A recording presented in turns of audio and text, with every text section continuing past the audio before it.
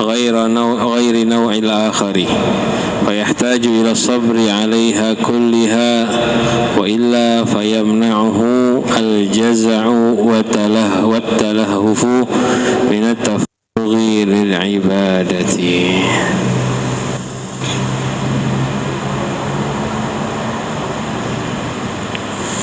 Alhamdulillah, kita bersyukur kepada Allah atas segala nikmatnya. Kembali kita melanjutkan pembacaan kitab Minhajul Abidin. Imam Ghazali menjelaskan, musibah itu mengganggu kita dari ibadah jika kita tidak sabar.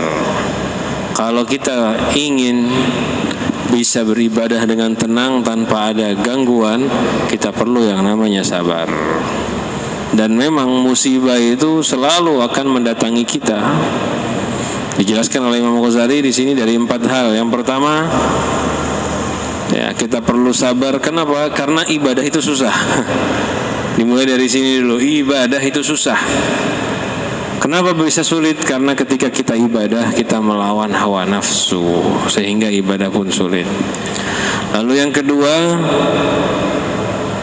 hamba ketika melakukan kebaikan berhasil, ketahuilah, menjaga kebaikan tersebut agar tetap aman, itu lebih sulit daripada melakukan kebaikan. Ya. Jadi hamba itu harus menjaga kebaikannya agar tidak dirusak. Sudah kita kasih gambaran, kita hadir majelis ta'lim, menjaga agar belajarnya kita ini ikhlas karena Allah, tidak rusak, istiqomah. Itu lebih sulit daripada memulai ibadah. Dan yang ketiga, ini pembahasan akhir kita, dunia itu adalah tempat ujian, tempat musibah. Barang siapa yang tinggal di dunia pasti akan mendapatkan bala, akan mendapatkan kesulitan dan macam-macam musibahnya. Dan sudah dijelaskan kemarin ya, musibah ada dalam keluarga, kerabat, saudara, sahabat. Nah, musibah ini dengan ditinggal mati misalnya, berpisah. Kemudian musibah dalam diri kita sendiri, yaitu dengan bermacam-macam penyakit. Kemudian dalam harta, dalam kehidupan, dalam jiwa kita, orang menyerang kita. Kemudian ada yang toma, ada yang merendahkan, menghibah dan mendusta kepada kita. Itu kan musibah dalam diri pribadi. Dan juga wafil mal, dalam harta kita selalu ada musibah loh, semua. Keluarga ada musibahnya, ditinggal mati orang yang dicintai, ditinggal mati orang tua atau anak atau suami atau istri. Jiwa badan kita juga ada macam-macam musibahnya. Harta juga ada musibahnya. Bidzahabi wazawal, yang kita kumpulkan hilang, yang kita kumpulkan habis, keluar dengan mudahnya. Dan setiap musibah, walikulli wahidin min hadhil masaibi, setiap macam dari macam-macam musibah ini, entah musibah dalam keluarga atau orang-orang yang kita cintai, kemudian musibah dalam diri, dalam jiwa kita sendiri, dalam badan, musibah dalam kehidupan, dalam harga diri kita, musibah dalam harta kita. Ini semua punya rasa perih, punya hurqah, luka yang berbeda-beda satu sama lain. Ya, lad'ah itu sengatan, hurqah itu panas, kebakar. Artinya setiap musibah ini punya rasa perih, punya rasa sakit yang berbeda-beda. Rasa sakit musibah dalam keluarga beda. Ada yang ditinggal mati misal, berpisah, bermusuhan, dimusuhi sama keluarganya, ditinggalkan, ada rasanya perihnya. Musibah dari badan, dari segi kesehatan, ada rasanya sendiri, beda sama ditinggal mati. Musibah dalam jenis harta, ada juga rasanya beda-beda. Dan masing-masing musibah itu pedih, masing-masing musibah itu tidak nyaman. Sehingga ya, fayahtaju ila sabri 'alaiha kulliha, perlu sabar atas seluruh musibah. Kalau kita nggak sabar, wa illa fayamna'uhul jaza'u wa talahufu, maka kalau tidak sabar, al jaza' wa talahuf, penyesalan. Jaza' itu lawan katanya lawan kata sabar, ya, pedih, sedih, tidak terima, kenapa gini, kenapa begitu. Hal ini akan menghalangi dia, yamna'uhu minat tafarrughi lil ibadah, akan menghalangi dia dari mengosongkan diri untuk ibadah, dari fokus ibadah. Kita ini kalau ada musibah macam tadi, harta hilang, badan sakit, keluarga bermasalah, harga diri direndahkan orang, entah diomongin, didustai, kan kepikiran, pusing kepala, emosi lah, ada yang putus asa lah, tergantung. Yang mampu dia marah, emosi. Yang gak mampu ngebalas, dia putus asa, merasa rendah dan hina. Ini semua akan mencegah kita dari ibadah. Kepikiran kepala kita penuh, gak akan bisa ibadah dengan tenang. Gak akan bisa ibadah dengan tenang. Jangankan kita yang langsung ngerasakan, hadirin, sampean aman lagi gak ada musibah, dengarkan curhatan orang. Dengarkan curhatan orang, kira-kira gimana? Ikut sumpek tidak? Dengarkan curhatan orang, ikut sumpek. Walaupun kadang-kadang habis itu selesai dia curhat, kita cuek, kita tinggalin, berusaha cuek, tetap gak bisa, terbawa itu. Belum yang merasakan. Dan macam-macam ya, macam-macam ini rasanya. Banyak di antara kita ada yang sudah ngerasakan ini jenis-jenisnya. Ada yang baru ngerasakan 1-2. Mudah-mudahan yang belum ngerasakan aman total sampai dia meninggal dunia. Yang sudah ngerasakan sebagian, mudah-mudahan cukup jadi ibrah, tidak ditambahkan oleh Allah Subhanahu wa taala.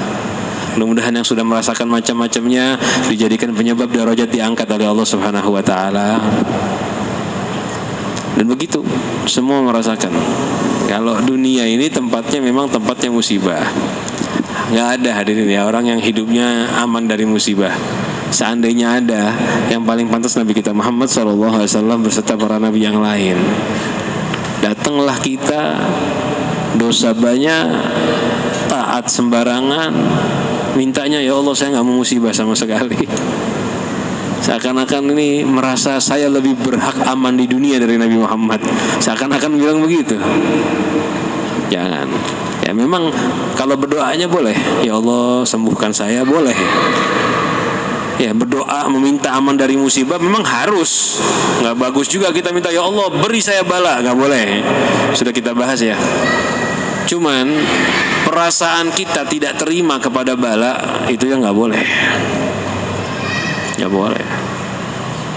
Ini normalnya orang seperti ini. Di dunia semua kena musibah. Entah dengan macam-macam jenisnya. Ada yang segi hartanya lengkap, dikasih musibah oleh Allah Subhanahu wa taala dari segi keluarganya. Ada keluarganya bagus, akur, akrab, kasih musibah dari segi hartanya. Ada hartanya baik, keluarganya baik, dikasih musibah dari segi kehormatannya. Ada kehormatannya bagus, harta bagus, keluarga bagus, dikasih dari segi kesehatannya. Bahkan kadang-kadang ada yang lengkap, semuanya bagus, subhanallah, dia nanti akan dengan sendirinya melakukan hal yang membawa musibah buat dia. Ada orang udah bagus saja, duit cukup, keluarga baik, badan sehat, nanti dia akan melakukan sesuatu tanpa dia sadari yang menghancurkan harga dirinya dia. Dan banyak yang terjadi ini ya. Sudah bagus-bagus, keluarga aman-aman, bikin tingkah. Padahal kalau tinggal diam aman, dia bikin tingkah, bikin sesuatu yang aneh, akhirnya malah mempermalukan dirinya dia. Nah, Dan subhanallah, kadang-kadang dianya sendiri yang bergerak begitu, bukan orang lain. Dianya sendiri yang dibuat oleh Allah bergerak menghancurkan kehormatan dan harga dirinya. Kenapa? Memang begitu dunia. Kalau nggak ada gangguan dari luar, kita sendiri yang mengganggu diri kita. Kadang-kadang begitu. Inilah dunia. Dan ingat ya, ini nggak akan hilang dengan cara apapun. Habib saya udah ibadah taat, kok masih tetap musibah? Saya gimana caranya? Adakah amalan biar nggak kena musibah? Kalau saya ninggalkan maksiat, saya tambah taat, apakah saya bakal aman dari musibah? Jawabannya kalau di dunia belum. Nanti di akhirat insya Allah aman total dari musibah. Saya mau amalan apa yang bagus? Saya bakal mengerjakan perintah, menjauhi seluruh larangan. Saya akan mengerjakan segala macam kebaikan. Bisakah saya aman dari musibah? Kalau musibah dunia tidak. Malah kata Imam Ghazali yang keempat ini ya, wa rabi'uha anna talibal akhirati ashaddu ibtila'an wa aktsaru mahabbatan abada. Mihnatan, salah cetak ini ya. Anna talibal akhirati asyaddu ibtila'an wa aktsaru mihnatan. Mihnatan. Nggak apa. Artinya begini. Imam Ghazali mengatakan, ini kalau kita ini yang ngerasa dirinya saya udah taat kok tetap kena musibah. Ketahuilah, talibal akhirah, orang yang mengejar akhirat, ingin sukses akhirat, asyaddu ibtilaan, itu paling berat baraknya dibanding yang lain kadang-kadang. Wa aktsaru mihnatan, dan paling banyak mihnah, kesulitan dan ujiannya. Abadan, selama-lamanya. Ini kaidahnya begitu. Jadi orang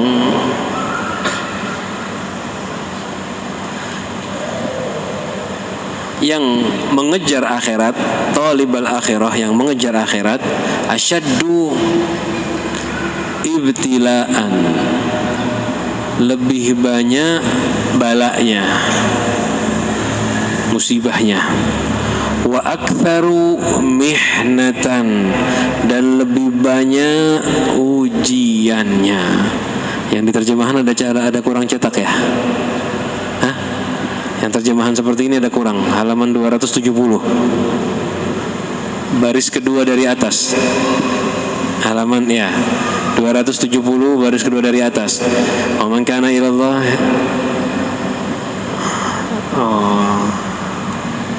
Oh enggak, betul. Bagian bawahnya ada di situ. Okay. Yang salah cetak yang kita bahasa Arab ya. Aktsaru mihnatan. Kadang kita ngira, oh saya kalau udah jadi wali nanti, misal lah gitu aja langsung ya, maksimalnya orang soleh kan wali misal. Nanti kalau saya udah jadi wali aman dari bala. Ini salah paham. Wali itu aman dari bala di akhirat. Aman dari musibah ujian di akhirat, karena di akhirat sudah masuk surga. Kalau di dunia tidak. Pengejar akhirat itu lebih banyak balanya, lebih banyak ujiannya.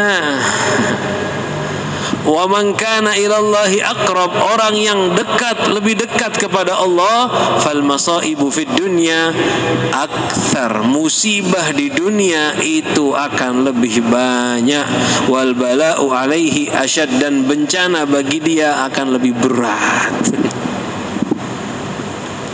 Orang yang tambah dekat kepada Allah, dia akan mendapatkan musibah lebih banyak dan bala yang lebih berat. Jadi jangan dikira, saya nanti mau ibadah, mau berbuat baik, biar apa? Biar aman dari bala. Salah. Pian berbuat baik karena menyembah Allah. Kalau pian berbuat baik karena ingin aman dari bala, nanti habis baik 1-2 minggu, sebulan, 2 bulan, setahun, kena musibah, setan datang. Pak, tuh sampean ibadah tambah baik, kok malah tambah banyak musibahnya, kata setan. Nah, dipengaruhi. Lihat hasilnya tuh. Umpat-umpatan majelis taklim, sakit-sakitan. Umpat-umpatan jadi ustadz, miskin, kata setan. Baik kayak dulu pian jadi maling banyak duit. Setan bilang begitu, bisa contohnya. Dan benar, kalau kita nyembah kepada Allah, ya taat, amal ibadah, tujuannya ini biar aman. Amannya maunya nyari di dunia, salah. Di dunia tuh nggak ada yang aman. Malah kadang-kadang kayak gini, orang itu semakin soleh semakin berat, semakin sulit musibahnya. Semakin berat dan semakin sulit. Betul itu. Dalilnya apa? Amat tasma' qaulahu. Tidakkah kalian mendengar firman sabdanya Rasul sallallahu alaihi wasallam, asyaddun nasi bala'an al-anbiya, orang yang paling perih, paling pedih, paling berat balanya adalah para nabi. Tsummal ulama, kemudian ulama, tsummal amsal fal amsal, kemudian yang paling mendekati ulama, paling mendekati anbiya. Orang yang paling mulia dan yang paling mulia. Artinya tingkatan itu semakin tinggi seseorang, semakin berat dan pedih ujiannya. Rasul sudah menjelaskan begitu. Jadi jangan dikira, oh saya mau ibadah biar gak dapat musibah. Salah. Atau kadang-kadang ini juga salah lagi. Ulun kok ngerasakan setelah taubat malah tambah susah hidup ya. Ya sama aja, ini kurang lebih aja kayak tadi. Saya ini dulu hidup enak-enak aja, setelah taubat kok tambah susah, kok tambah pedih. Akhirnya malah malas dari taubat, malah kepengen balik maksiat lagi. Ketahuilah, ya, memang orang tuh diuji seperti itu oleh Allah Subhanahu Wa Taala di dalam dunia. Sebetulnya kalau ngelihat takdir, pian taubat nggak taubat, tahun 2022 kena musibah, pasti kena musibah. Nah, mau taubat ataupun tidak taubat, itu kalau ngelihat hakikat takdir. Cuma biasanya orang tuh kalau berbuat baik begitu. Dan ini hati-hati. Hati-hati. Banyak orang yang salah paham. Akhirnya dia menganggap remeh berbuat baik. Ini yang tobatnya separuh-separuh. Umpat-umpatan berbuat baik, tapi pikirannya tidak diluruskan. Ikut-ikutan majelis taklim, ikut-ikutan ngaji, ikut-ikutan misal umroh, kan biasa begitu ya, pergi, ulun pakai baju islami sekarang, tapi hatinya kosong dari Allah Subhanahu Wa Taala, dari pasrah, dari takdir dan dari sabar, kosong, cuman dohirnya aja kelihatannya taubat. Nah ini yang seperti ini bahaya. Nanti kena musibah 1-2 kali, akhirnya hancur dia. Ini maksudnya apa, kok saya setelah jadi baik malah banyak musibah menimpa saya? Kalau hatinya, pikirannya nggak diisi, luarnya saja kelihatan baik, ya ini kayak gini, kena musibah sedikit, ibarat kata kayak pohon, cuma tinggal kulitnya aja, dalamnya sudah keropos, kena angin tumbang. Orang tuh biasanya kalau mau berbuat baik pasti ujiannya tambah berat. Biasanya begitu. Berubah menjadi orang soleh, ujiannya tambah berat. Santri, orang awam berubah menjadi santri, lebih berat. Santri menjadi ustadz, lebih berat. Ustadz menjadi ulama, lebih berat. Ulama jadi wali, lebih berat lagi. Terus, nah timbullah pertanyaan. Ini dia pertanyaannya ini. Dari yang saya sampaikan tadi ya, yang Rabi'ah yang keempat. Rasulullah kan bersabda, orang yang paling banyak bencana nabi dan ulama. Orang itu kalau ngejar akhirat balak tambah besar. Orang tambah dekat kepada Allah musibah tambah banyak. Kenapa kok begitu ya? Ini kan bukan menyemangati taat, iya tidak? Fian dengar ini tambah semangat taat apa mulai ragu-ragu nih, maju mundur? Kepengen jadi wali ya? Setelah dengar kalimat wali itu paling pedih ujiannya, paling banyak musibahnya, ini nggak nyemangati orang jadi orang soleh kan? Bikin orang ragu malah. Ini bisa-bisa minggu depan ulun ampihan lah majelis taklim. Kan begitu kan? Ketika ketika kita bayangannya saya tambah taat, musibah tambah besar. Mundur kita. Kok ini gak nyemangati ini? Nah ini jawabannya gimana? Itu kalau pian mau melakukan taat dohir aja. Kayak tadi yang saya bilang, luarnya aja. Makanya perlu dijelaskan ini. Orang itu semakin dekat kepada Allah, musibah semakin besar. Tetapi dia diberikan kekuatan yang lebih oleh Allah untuk menghadapi musibah. Dia diberikan kekuatan oleh Allah yang lebih menghadapi musibah. Karena dia tambah dekat kepada Allah, tambah kokoh imannya, tambah kuat imannya. Dia mampu menghadapi musibah melebihi orang-orang yang lemah iman, melebihi orang-orang yang jauh dari Allah. Contoh, ada satu orang nggak punya iman atau imannya sangat lemah, jauh dari Allah, sakit. Dokter mengklaim pian ini kada boleh lagi makan makanan yang manis, makan makanan yang ibaratnya nggak boleh makan enak. Hasilnya gimana biasanya? Yang nggak punya iman, lemah iman, bisa kena diabetes gitu ya. Kira-kira gimana? Wah, nangis yang malam, sedih. Tapi kalau orang yang imannya kuat, imannya kokoh, ngerti hakikat dunia ini tempat ujian. Dokter bilang, Pak, biar kena diabetes. Oh iya kah? Tenang. Ya. Mudah-mudahan cepat sembuh. Udah itu aja. Nggak ada goncangan, pukulan, nggak ada. Kenapa? Hatinya kuat. Walaupun dibilang diabetesnya stadium tinggi, tenang. Kita ini kalau lemah iman, tensi darah pian 150, langsung takut stroke. Harus 150. Nah, orang soleh darah pian 230. Alhamdulillah, subhanallah, istighfar dia, astagfirullah. Biar nurunkan darahnya. Kenapa? Kuat dia, walaupun musibahnya lebih tinggi. Kita buka periksa kantong, duit 10.000 hilang, kepikirannya semalaman. Kemana ya duit 10.000 tadi ya?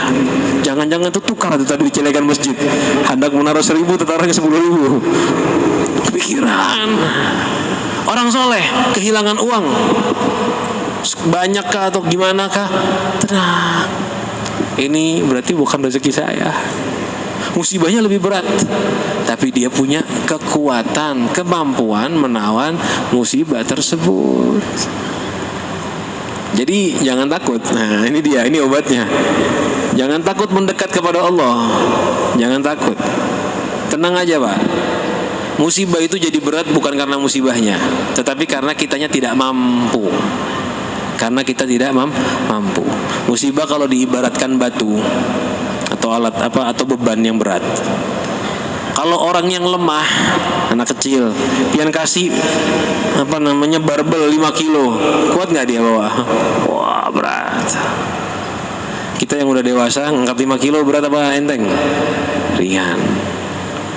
Jadi permasalahannya ini bebannya berat atau orangnya nggak kuat? Orangnya tidak kuat. Begitu musibah. Jadi permasalahannya bukan musibahnya itu sakit, bukan. Kitanya kuat atau tidak. Semakin kita kuat, semakin ringan itu bencana Allah Subhanahu wa taala. Jadi jangan takut ya, jangan takut. Jangan takut untuk maju mendekatkan diri kepada Allah Subhanahu wa taala. Karena memang begitu ya. Inilah yang saya bilang tadi. Setan bakal datang ini. Setan ini hadir pengajian kita. Ya, maksudnya bukan setan hadir pengajian kita, ikut belajar, bukan. Untuk membuat kita salah paham. Belajar kayak gini, wah itu Imam Ghazali salah itu. Masa orang tambah dekat kepada Allah tambah besar musibahnya. Baca lagi, betul ya, ada hadisnya. Waduh, berarti nanti ulun nih tambah deket tambah banyak musibah. Setan begitu nanti. Udahlah, kada usah umpat-umpatan lah, kada usah begayaan jadi orang-orang soleh, jadi orang awam aja gin, biar aman dari musibah. Salah. Orang yang mukmin, yang kokoh imannya, enak hidupnya.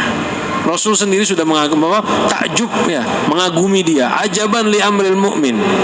Alangkah takjubnya, agung Rasulullah mengagumi keadaan seorang yang beriman.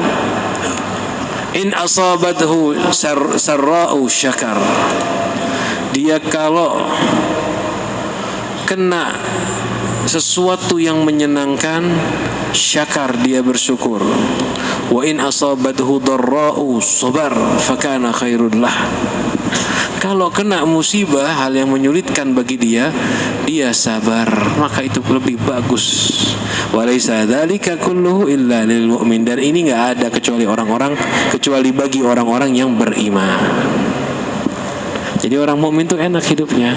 Dapat nikmat, syukur, alhamdulillah, bagus buat dia. Kena musibah, sabar, ya, la haula wala quwata illa billahil aliyil azim. Sabar, bagus buat dia. Jadi kembali ke pembahasan tadi, ya, orang yang beriman semakin dekat dengan Allah, biasanya musibahnya semakin besar, ujiannya semakin berat. Dan begitulah dunia. Mungkin pian-pian sendiri ngerasakan, ada yang sudah ampihan tobat, baru mau baik,